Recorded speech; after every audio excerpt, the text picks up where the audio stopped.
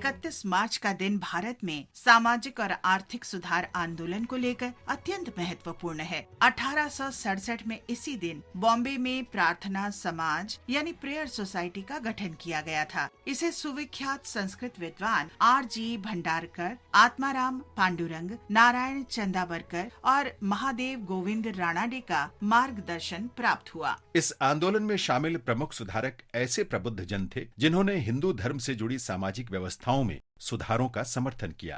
तेलुगु सुधारक वीरेशलिंगम ने दक्षिण भारत तक इस आंदोलन का प्रसार किया। प्रार्थना समाज ने समकालीन सामाजिक और सांस्कृतिक परंपराओं तथा धार्मिक आस्थाओं के बीच संबंधों की गहराई से विवेचना की और ब्रिटिश सरकार द्वारा शुरू किए जा चुके राजनीतिक बदलावों की तुलना में सामाजिक सुधारों को प्राथमिकता दी। प्रार्थना समाज के दो मुख्य कार्य क्षेत्र थे, उपासना और सामाजिक सुधार। रानाडे धार्मिक पुनरुत्थानवादी थे, जिन्होंने स्पष्ट किया कि वर्तमान अधिकांश कुरीतियां पहले से प्रचलित मान्यताओं के कारण हैं।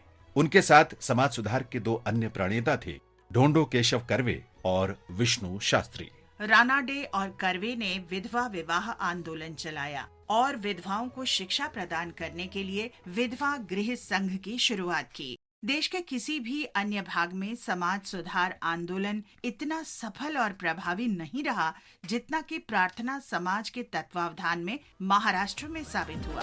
आज हम स्वतंत्रता सेनानी चीमा साहब का भी स्मरण कर रहे हैं, जिन्हें ब्रिटिश अधिकारियों ने 31 मार्च 1858 को गिरफ्तार किया था। कोल्हापुर राज के शासक महाराजा भाऊ साहब के पुत्र चीमा साहब आजादी की पहली लड़ाई के दौरान 31 जुलाई 1857 तथा 6 और 7 दिसंबर 1857 के विद्रोह के प्रमुख संचालकों में थे। प्रथम स्वतंत्रता संग्राम के दौरान उन्होंने British east India company army के 27वें नेटिव इन्फेंट्री रेजिमेंट के अधिनायकों के साथ गोपनीय वार्ताएं की तथा कुछ भारतीय युवराजों और स्वतंत्रता आंदोलन के नेताओं को गुप्त संदेश भेजे। नाना साहेब पेशवा के दूत उनसे मिले।